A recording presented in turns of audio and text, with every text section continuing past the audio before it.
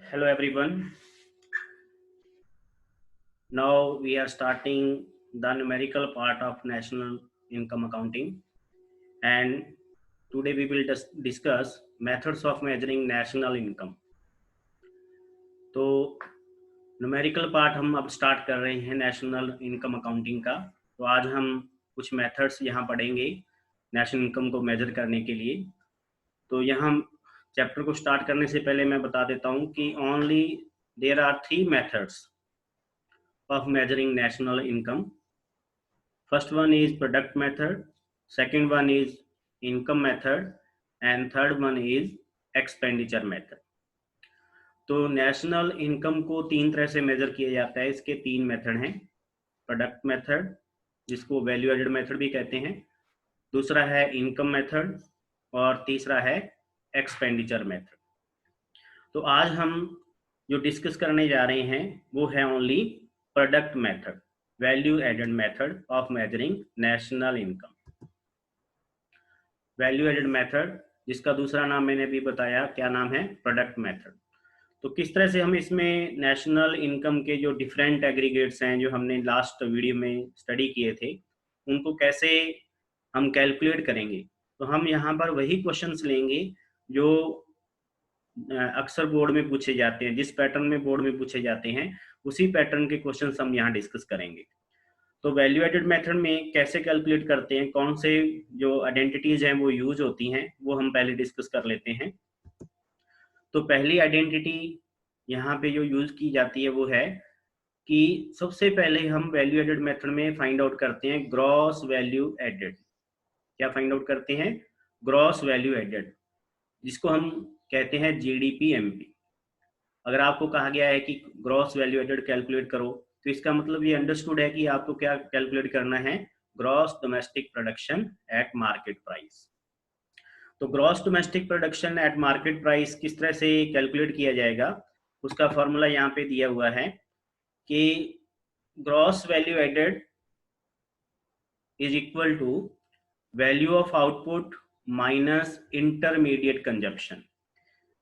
It means अगर हमें question में वैल्यू ऑफ आउटपुट दिया हुआ है और इंटरमीडिएट कंजप्शन दिया हुआ है, तो इन दोनों का जो डिफरेंस है वो ग्रॉस वैल्यू एडेड के इक्वल होगा। क्लियर? हम क्या करेंगे? वैल्यू ऑफ आउटपुट में से इंटरमीडिएट कंजप्शन को माइनस कर देंगे। अब इंटरमीडिएट कंजप्शन क्या होता है? इसमें जो भी प्रोडक्शन के दौरान रॉ मटेरियल यूज होता है उसको हम इंटरमीडिएट कंजप्शन कहते हैं। ठीक है? तो क्वेश्चन में एज इट इज ये दिया रहता है इंटरमीडिएट कंजप्शन के नाम से, तो जो भी वैल्यू दी गई होगी उसको हम इसमें पुट कर देंगे, उसको वैल्यू ऑफ आउटपुट में आउटपुट से माइनस कर देंगे। तो हमारी जो वैल्यू आएगी वो क्या होगी? Gross value added at market price. ठीक है? नाउ कई बार क्या होता है कि क्वेश्चन में वैल्यू ऑफ आउटपुट नहीं दिया होता, तो वैल्यू ऑफ आउटपुट को कैसे कैलकुलेट करना है? वैल्यू ऑफ आउटपुट को कैलकुलेट करने के लिए हम एक आइडेंटिटी और यूज करेंगे, that is value of output is equal to sales plus change in stock. Clear? Sales अगर वैल्यू ऑफ आउटपुट नहीं दिया हुआ तो उसके सब पार्ट्स दिए होंगे, और ये इसके सब पार्ट्स हैं। जैसे मैंने बताया, सेल्स है और दूसरा है चेंज इन स्टॉक। तो हम सेल्स और चेंज इन स्टॉक दोनों को ऐड कर लेंगे, और ऐड करने के बाद जो हमारे पास वैल्यू आएगी वो क्या कहलाएगी? Value of output. क्या कहलाएगी? Value of output. ठीक है? तो सेल्स और स्टॉक, चेंज इन स्टॉक को हमें ऐड करना है। अब सेल्स कई बार डायरेक्ट दिया होता है क्वेश्चन में, कई बार डायरेक्ट नहीं दिया होता।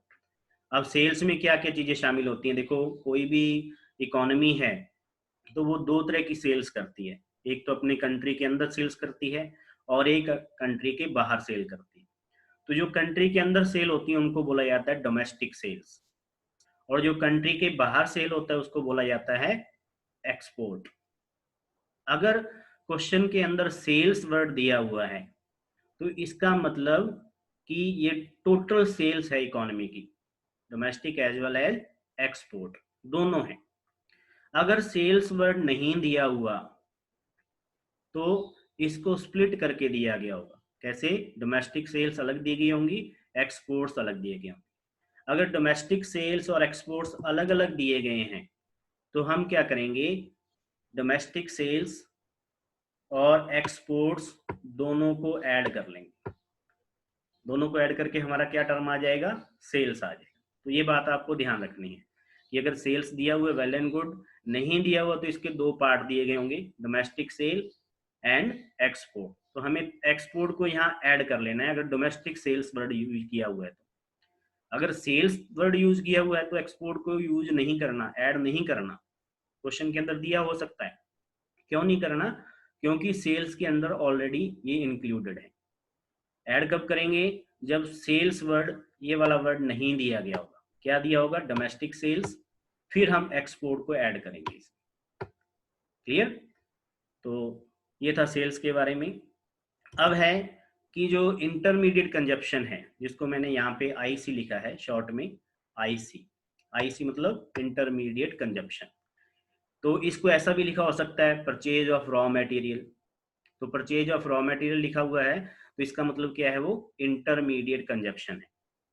अब इसमें भी सेम केस है कि कोई भी इकोनॉमी है वो दो तरह से परचेज करती है। एक तो डोमेस्टिक सेल्स, डोमेस्टिक जो परचेज होता है उसका मतलब कंट्री के अंदर से परचेज करती है या कंट्री के बाहर से परचेज करती है। तो इसमें भी अगर purchase of raw material word use किया हुआ है, वेल एंड गुड। अगर परचेज ऑफ रॉ मटेरियल या इंटरमीडिएट कंजप्शन वर्ड नहीं यूज किया हुआ तो उसको स्प्लिट करके दिया गया हो। तो उसको स्प्लिट कैसे किया गया है, डोमेस्टिक परचेज एंड इंपोर्ट के रूप में। तो अगर डोमेस्टिक परचेज और इंपोर्ट अलग अलग दिए हैं तो हम उन दोनों को ऐड कर लेंगे और क्या फाइंड आउट कर लेंगे, इंटरमीडिएट कंजप्शन। तो ये आइडेंटिटीज हैं वैल्यू एडिशन जो मेथड है, वैल्यू एडेड मेथड है, प्रोडक्ट मेथड है। तो ये मेन जो आइडेंटिटीज हैं वो आपको याद रखनी है। ठीक है। तो सबसे पहले क्या है कि आप जीडीपी एमपी फाइंड करते हैं, जिसको हम बोलते हैं ग्रॉस वैल्यू एडेड। ठीक है, एट मार्केट प्राइस। अगर ग्रॉस वैल्यू एडेड सीधा वर्ड लिखा हुआ है तो ये अंडरस्टूड है कि वो मार्केट प्राइस पे ही है, जब तक कि उसमें लिखा ना गया हो, अलग से कुछ मेंशन नहीं किया गया हो। ठीक है। तो जीवीए कैसे फाइंड करते हैं, gross value added, value of output minus intermediate consumption. Value of output कैसे फाइंड आउट करते हैं, sales plus change in stock. Clear. अब सेल्स अगर डायरेक्ट दिया हुआ है तो well and good, sales direct नहीं दिया हुआ तो सेल्स फाइंड कैसे करेंगे, डोमेस्टिक सेल्स प्लस एक्सपोर्ट। और जो इंटरमीडिएट कंजप्शन है उसके लिए दूसरा वर्ड क्या यूज किया गया है, परचेज ऑफ रॉ मटेरियल। अब इसको भी स्प्लिट किया जा सकता है आगे, डोमेस्टिक परचेज और प्लस इंपोर्ट। तो ये आइडेंटिटीज हमें ध्यान रखनी है। तो अब हम चलते हैं इसमें न्यूमेरिकल पार्ट पे, क्योंकि जब हम न्यूमेरिकल करके देखेंगे तो हमें पता चलेगा कि कौन सी आइडेंटिटी कहाँ पर अप्लाई होगी। तो चलिए अपने पहला क्वेश्चन देख लेते हैं आज। यहाँ पे क्वेश्चन दिया गया है, क्वेश्चन पढ़ रहा हूँ मैं, कैलकुलेट ग्रॉस वैल्यू एडेड। अब यहाँ पे क्वेश्चन आप भी ध्यान से देखिए कि इसमें लिखा हुआ है कैलकुलेट ग्रॉस वैल्यू एडेड और उसके साथ कुछ मेंशन नहीं किया हुआ, ग्रॉस वैल्यू एडेड मतलब जीवीए फाइंड करना है। इसका मतलब ये ग्रॉस वैल्यू एडेड है जो वो मार्केट प्राइस पे हमें फाइंड आउट करना है, gross value added at market price, अगर नहीं मेंशन किया हुआ। क्लियर। अब हमारे क्वेश्चन में देखो क्या क्या दिया हुआ है, सेल्स दी गई हैं, क्लोजिंग स्टॉक दिया गया है, ओपनिंग स्टॉक दिया गया है, इंटरमीडिएट कंजप्शन दिया हुआ है, एक्सपोर्ट दिया हुआ है, इंपोर्ट दिया हुआ है। ठीक है। तो अब हम इसको सॉल्व करेंगे। तो सॉल्व करने का तरीका क्या है कि सबसे पहले हम पहला स्टेप फॉलो करेंगे, और वो पहला स्टेप क्या है, सबसे पहला स्टेप है कि हम फॉर्मूला अप्लाई करेंगे। तो सबसे पहले आपको ये फॉर्मूला लिख देना है। अगर आपका क्वेश्चन बाई चांस आगे नहीं बढ़ पाता तो इस फॉर्मूला के मार्क्स मिलते हैं। ठीक है। अगर 6 नंबर का क्वेश्चन आते हैं तो मान के चलो कि 2 मार्क्स इस फॉर्मूले के मिलेंगे। तो जो शुरू में हमने फॉर्मूला पढ़ा था value of output minus IC, उसको मैंने आगे बढ़ा दिया है। वैल्यू ऑफ आउटपुट को दो पार्ट में बांट लिया है, सेल्स और चेंज इन स्टॉक में। ठीक है।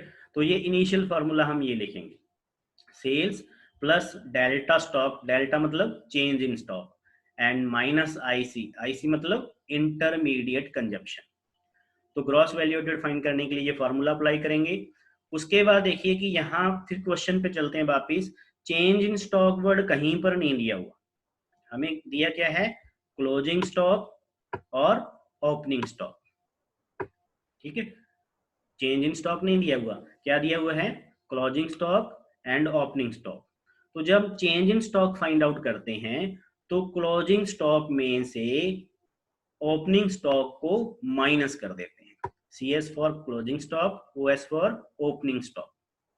तो जो हमारा फॉर्मूला, जो ये वाला जो फॉर्मूला था शुरू में, वो कैसा हो जाएगा, इस तरह से हो जाएगा। सेल्स और स्टॉक की जगह क्या आ जाएगा, CS माइनस OS, और minus IC as it is हम नीचे उतार लेंगे। अब यहाँ पे क्लोजिंग स्टॉक क्या होता है, क्लोजिंग स्टॉक का मतलब है कि साल के एंड में प्रोड्यूसर के पास कितना स्टॉक है, ठीक है। और ओपनिंग स्टॉक क्या होता है कि साल के शुरू में प्रोड्यूसर के पास या उस इकोनॉमी के पास कितना स्टॉक है। तो जितना स्टॉक में डिफरेंस आएगा, ठीक है, मान लो साल के शुरू में उसके पास 50 यूनिट है और साल के लास्ट में जाकर के उसके पास 100 यूनिट्स हो जाती हैं, ठीक है। तो स्टॉक में कितना चेंज हुआ, 50 से 100 हुआ, 50 से 100 मतलब 50 यूनिट्स चेंज हो गए, ठीक है।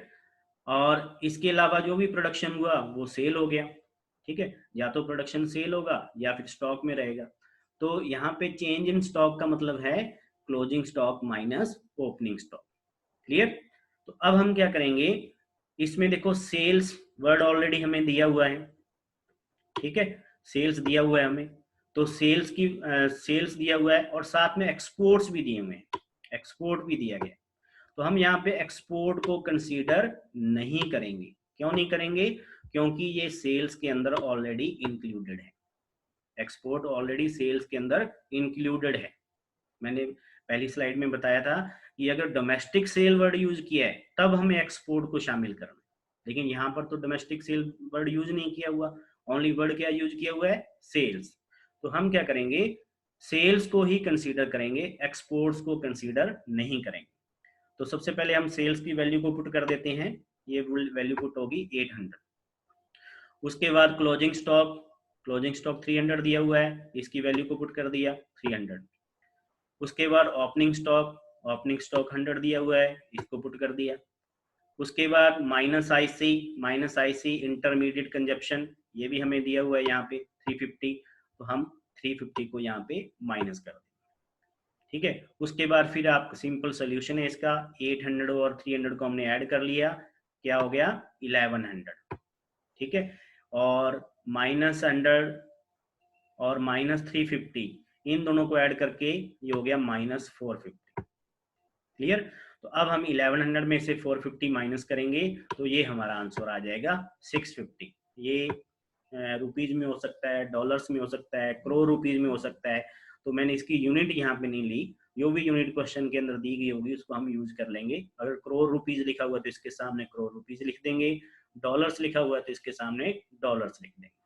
तो इस तरह से हमें क्वेश्चन को सॉल्व करना है। इसमें कैलकुलेशन बिल्कुल हार्ड नहीं है, लेकिन हमें ध्यान क्या देना है, हमें स्टेप बाय स्टेप इसको सॉल्व करना है। क्लियर। तो इस तरह से ये हमारा पहला क्वेश्चन हो गया, बहुत आसान था, ठीक है। और हम अगर स्टेप बाय स्टेप चलते जाएंगे तो इजीली हम इसको सॉल्व कर पाएंगे, ठीक है। चलिए अब दूसरे क्वेश्चन पे चलते हैं, थोड़ा सा 2-4 क्वेश्चन प्रैक्टिस करेंगे तो ये टॉपिक हमारा बहुत अच्छे से क्लियर हो जाएगा।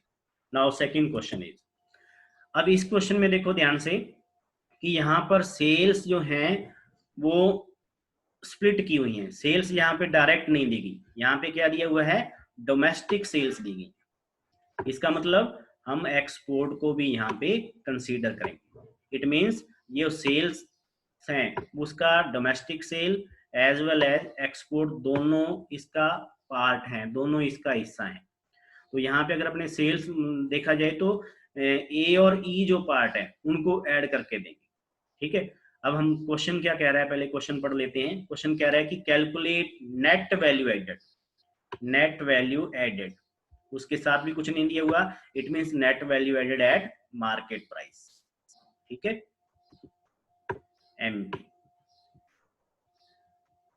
ठीक है। Net value added at market price नहीं दिया हुआ, इसलिए ये अंडरस्टूड है कि ये मार्केट प्राइस पे है। तो इसके बाद सेकंड जो टर्म हमें दिया गया है उसको दिया है चेंज इन स्टॉक। तो इसमें क्लोजिंग माइनस ओपनिंग करने की जरूरत नहीं है क्योंकि ऑलरेडी चेंज इन स्टॉक दिया हुआ है। थर्ड टर्म दिया हुआ है डेप्रीशिएशन। अब डेप्रीशिएशन को भी हम यहाँ देखेंगे किस तरह से इसको हम ऐड करेंगे या माइनस करेंगे।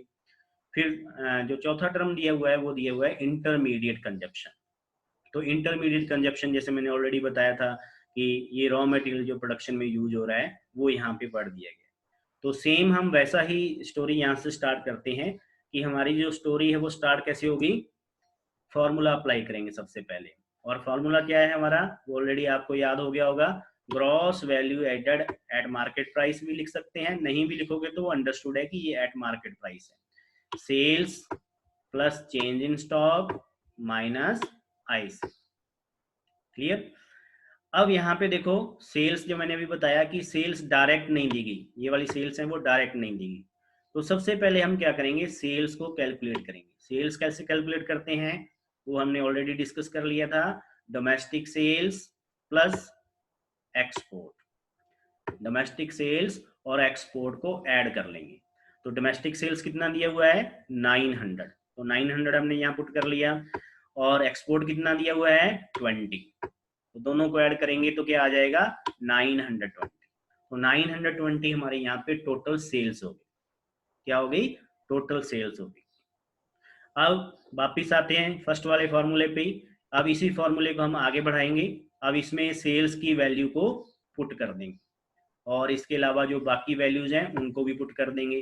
तो सेल्स हमारी हो गई 920 और चेंज इन स्टॉक कितना दिया हुआ है, वापिस आते हैं, चेंज इन स्टॉक दिया हुआ है 150।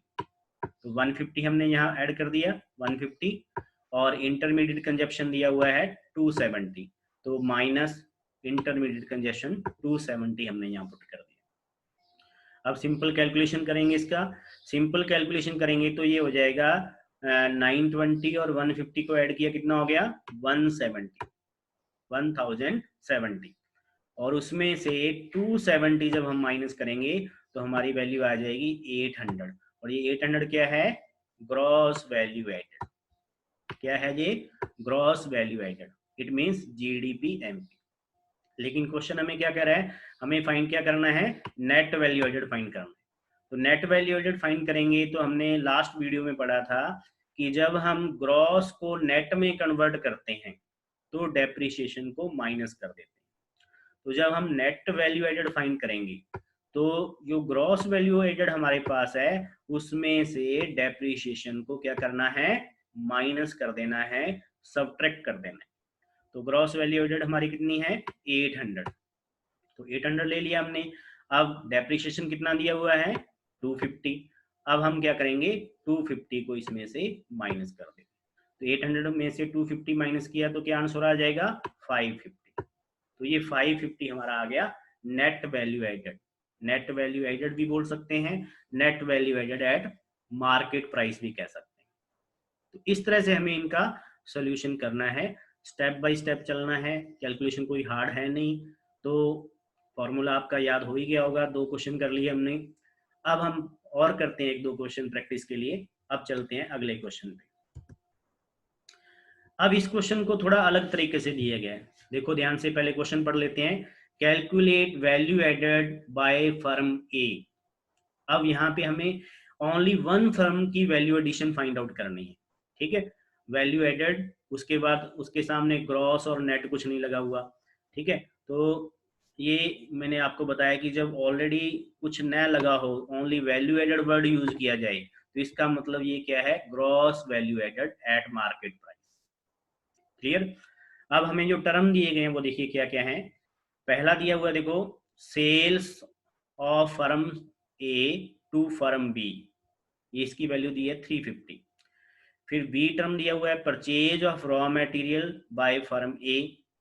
फर्म ए ने कितना रॉ मटेरियल परचेज किया, that is 150। Third one is sales of firm A to firm C. अब यहाँ पे फर्म ए सेल कर रही है किसको, फर्म सी को सेल कर रही है, और पहले वाले पॉइंट में किसको सेल कर रही थी, फर्म बी को सेल कर रही थी, ठीक है। तो इसकी वैल्यू है, फर्म सी को जो सेल किया उसकी वैल्यू है 450। नाउ फोर्थ टर्म दिया है purchase by firm A from firm B. अब बी और डी को कंपेयर करना है हमें। यहाँ पे बी में दिया हुआ है purchase of raw material by firm A, और यहाँ डी में दिया purchase by firm A from firm B. तो फर्म जब भी परचेज करेगी तो इसका मतलब वो रॉ मटेरियल ही परचेज करेगी। चलिए अब इसका सोल्यूशन देखेंगे, तब हम देखेंगे कि बी और डी को कैसे यहाँ पे हम इसमें कंसीडर करते हैं। Now last is change in stock of firm A. तो यहाँ पर क्लियर है कि ये फर्म ए का चेंज इन स्टॉक कितना है, 40 है। तो इसका सोल्यूशन कैसे होगा देख लीजिए। तो फॉर्मूला वही अप्लाई करेंगे, बस यहाँ पे जैसे हम पहले लिखते थे ग्रॉस वैल्यू एडेड, अब यहाँ पे क्या लिखेंगे, gross value added by firm A. और सेम फार्मूला हमारा अप्लाई हो गया। क्या था फार्मूला हमारा, एक बार आप अपने मन में रिपीट कर लीजिए, sales plus change in stock minus IC, IC for intermediate consumption. अब फर्म ए की जो सेल्स हैं वो अलग अलग दो पार्ट में दी गई हैं। एक तो इस पॉइंट को पढ़िए, sales of firm A to firm B, यानी कि यहाँ फर्म ए सेल कर रही है, किसको सेल कर रही है, जो सेल कर रही है वो किसको दे रही है प्रोडक्ट, फर्म बी को दे रही। ठीक है, तो ये एक तो ये इसकी सेल्स होगी। अब पॉइंट सी पे चलते हैं। पॉइंट सी में क्या दिया हुआ है, sales of firm A to firm C. यहां पर भी फर्म ए अपने प्रोडक्ट सेल कर रही है, लेकिन किसको सेल कर रही है, फर्म सी को। ठीक है, ये भी उसकी सेल्स होगी। इसके अलावा उसने और कोई सेल नहीं किया as per the question. Question के अंदर जो दिया हुआ है उसके अकॉर्डिंग उसने फर्म बी को सेल किया है और फर्म सी को अपना प्रोडक्ट सेल किया है। तो इसका मतलब ये है कि जो फर्म की जो फर्म ए की सेल्स हैं वो इन दोनों का सम हो जाएगा। जो फर्म बी को सेल किया 350 प्लस फर्म सी को सेल किया 450, तो 350 एंड प्लस 450 वो इसकी टोटल सेल्स हो जाएंगी। क्लियर। अब change in stock, change in stock direct दिया हुआ है 40, हम 40 वैल्यू पुट कर देंगे यहाँ पे। ठीक है, इसके बाद देखिए इंटरमीडिएट कंजप्शन। अब यहाँ पे थोड़ा सा कंफ्यूजन हो सकता है बच्चों को कि देखो यहाँ पे बी पे भी दिया हुआ है परचेज ऑफ रॉ मटेरियल, ये भी इंटरमीडिएट कंजप्शन है। और पॉइंट डी में भी दिया हुआ है कि यहाँ भी फर्म परचेज कर रही है, लेकिन यहाँ किससे परचेज कर रही है, बी से परचेज कर रही है। ठीक है, लेकिन बी वाला जो पॉइंट है इसमें परचेज का कोई सोर्स नहीं दिया हुआ, कहाँ से वो परचेज कर रही है। तो इसका मतलब ये है कि जो ये वाली परचेज है, परचेज ऑफ रॉ मटेरियल लिखा जो हुआ है, ये फर्म ए की टोटल परचेजिंग है। क्या है, फर्म ए की टोटल परचेजिंग है, जिसमें जो उसने फर्म बी से परचेज किया जिसकी वैल्यू 70 है वो इसके अंदर इंक्लूडेड है। इसके अंदर क्या है, इंक्लूडेड है। तो हम इसको अलग से फर्म ए का परचेज नहीं मानेंगे। क्यों नहीं मानेंगे, क्योंकि वो ऑलरेडी इसमें 150 में इंक्लूडेड है। अगर हमने इसको अलग से ऐड कर दिया तो वो क्या हो जाएगा, 2 टाइम उसको हम कंसीडर कर रहे हैं सेम चीज को। तो ये ध्यान रखना है कि अगर इंटरमीडिएट कंजप्शन या परचेज ऑफ रॉ मटेरियल का कोई सोर्स नहीं दिया हुआ, इट मीन्स वही उसका टोटल इंटरमीडिएट कंजप्शन है। इसके बाद अगर और कोई परचेज किसी पर्टिकुलर सोर्स से दिया गया है तो उसे कंसीडर नहीं करना है। तो इसका इंटरमीडिएट कंजप्शन कितना हुआ, 150।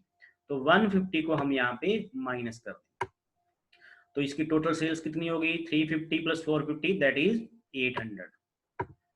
फिर उसके बाद 40 change in stock minus IC 150। अब 800 और 40 को ऐड किया 840, और उसमें से जब हम 150 माइनस करेंगे तो हमारा आंसर क्या आ जाएगा, 690। ये हो गई फर्म ए की वैल्यू एडिशन। ठीक है, तो ये भी बात आपको यहाँ ध्यान देनी है। थोड़ा थोड़ा क्वेश्चन का जो फॉर्म है वो चेंज हो रहा है। तो जो जो चीज़ें हमने शुरू वाली स्लाइड में पढ़ी थी कि किसको कंसीडर करना है किसको नहीं करना है, वो इस तरह के क्वेश्चन अपने करते जाएंगे तो हमारा प्रैक्टिस हो जाएगा। तो अब एक क्वेश्चन और देखते हैं, उसके बाद फिर हम दोबारा से डिस्कस करेंगे कि इसमें और क्या चीज़ें हम और कौन कौन से क्वेश्चंस को हम सॉल्व कर सकते हैं इस तरीके से। तो यहाँ पे जो क्वेश्चन दिया है, calculate net value added at factor cost. अब यहाँ पे क्वेश्चन को ध्यान से पढ़ना है। नेट वैल्यू एडेड मतलब NBA at factor cost at FC। अब ये net value added at MP नहीं है, क्या है, net value addition at factor cost, NBAFC। अब NBA क्या था, वही जैसे GVA GDP था, तो NBA क्या हो जाएगा, NDP। और FC NDP-FC फाइंड आउट करना है हमें। क्या कैलकुलेट करना है, NDP-FC। ठीक है, क्या क्या टर्म्स हमें दिए गए हैं, कौन कौन सी चीजें हमें दी गई हैं क्वेश्चन के अंदर। सेल्स दिया हुआ है 3000, क्लोजिंग स्टॉक ओपनिंग स्टॉक दिया हुआ है, देख के समझेंगे होंगे कि इन दोनों का डिफरेंस क्या हो जाएगा, चेंज इन स्टॉक हो जाएगा। इंटरमीडिएट कंजप्शन दिया हुआ है, डायरेक्ट इसको पुट करेंगे। नेट इनडायरेक्ट टैक्स दिए हुए हैं 150। अब जब हम सॉल्यूशन देखेंगे कि इसको कैसे इसमें ट्रीट करना है। डेप्रिसिएशन दिया हुआ है 100। तो देख लेते हैं इसका सॉल्यूशन। सेम स्टोरी वहीं से स्टार्ट होगी, gross value added at market price. चाहे ग्रॉस वैल्यू एडेड लिखें या gross value added market price लिखें, दोनों सेम थिंग है, मैंने ऑलरेडी बता दिया है। तो सबसे पहले हम gross value added at market price, हमारा जो इनिशियल फार्मूला उसको पुट करेंगे, sales plus change in stock minus IC। ठीक है, अब इस फॉर्मूले को थोड़ा आगे बढ़ा देंगे, क्योंकि चेंज इन स्टॉक हमारे पास नहीं दिया हुआ है। तो चेंज इन स्टॉक के दोनों पार्ट दिए गए हैं, क्लोजिंग स्टॉक और ओपनिंग स्टॉक। तो क्लोजिंग स्टॉक में से ओपनिंग स्टॉक को माइनस कर देंगे। ठीक है, तो हमारा फॉर्मूला क्या हो जाएगा, sales plus change in stock. Change in stock की जगह क्या लिखेंगे, closing stock minus opening stock minus IC। तो ये हमारा फॉर्मूला है, जो मॉडिफाई हो जाएगा, क्योंकि हमें चेंज इन स्टॉक नहीं दिया हुआ। अब हमारी सारी वैल्यू दी गई हैं। सेल्स कितना दिया गया है, सेल्स दिया हुआ है 3000, हम यहाँ 3000 पुट कर देंगे। CS for closing stock, closing stock कितना दिया हुआ है 200, तो यहाँ हम 200 पुट कर देंगे। ओपनिंग स्टॉक, ओपनिंग स्टॉक कितना दिया हुआ है 50, तो यहाँ हम 50 पुट कर देंगे।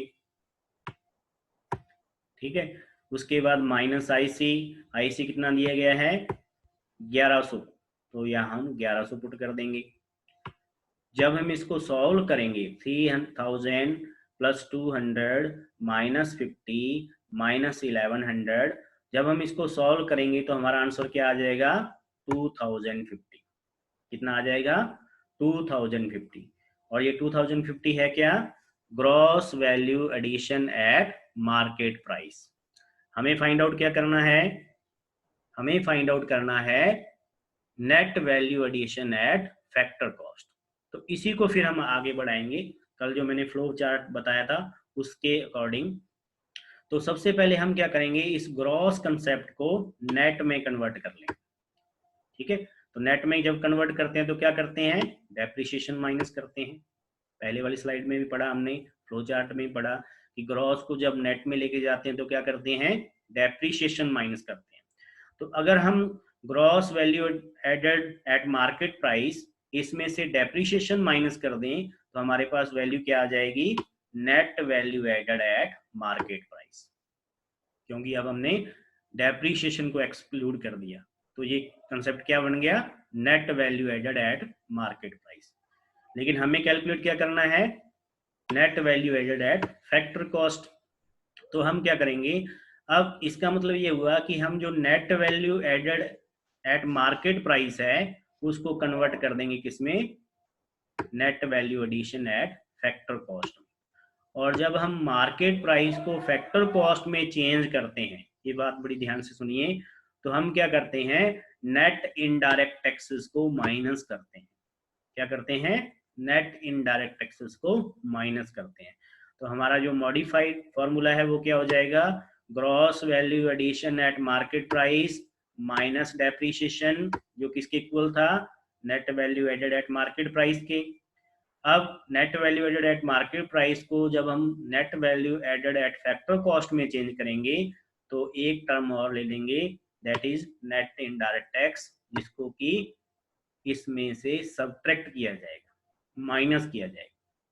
क्लियर, तो ये हमेशा याद रखना है कि जब हम मार्केट प्राइस से फैक्टर कॉस्ट में चेंज करते हैं तो नेट इनडायरेक्ट टैक्सेस को माइनस करते हैं। ठीक है, तो अब हम सारी वैल्यूज पुट कर देते हैं। Gross value addition at market price जो भी हम कैलकुलेट किया था वो कितना आया 2050। डेप्रिसिएशन कितना दिया हुआ है, देखिए 100 दिया हुआ है, तो -100। इसके बाद -IT, NIT for net indirect tax, that is 150 is given in the question, so we put 150 -150। ठीक है, अब इसको सॉल्व कर लेंगे। 2050 में से 100 माइनस किया तो कितना रह जाएगा, 1950, 1950, और उसमें से 150 माइनस किया तो क्या रह जाएगा आंसर, 1800। इस तरह से ये हमारा वैल्यू आ गई कौन सी, net value added at factor cost. तो इस तरह से हमें स्टेप वाइज इनको कैलकुलेट करना है। तो आज हमने 4 क्वेश्चंस डिस्कस किए। इस तरह के क्वेश्चंस आप अपनी बुक में से या फिर गूगल पर सर्च करके फाइंड आउट कर सकते हैं और उनको सॉल्व करना है। जितना ज़्यादा आप ऐसे क्वेश्चंस की प्रैक्टिस करोगे उतना ज़्यादा आपका कंसेप्ट ये क्लियर होगा। तो आज के लिए इतना ही। बाकी जो हमारे क्वेश्चंस हैं वो आपको सॉल्व करते रहने हैं। मैंने जैसा बताया कि आप के पास कोई बुक हो उसमें से देख करके सॉल्व कर सकते हैं, या फिर आप इंटरनेट के माध्यम से इसको सॉल्व कर सकते हैं। Thank you.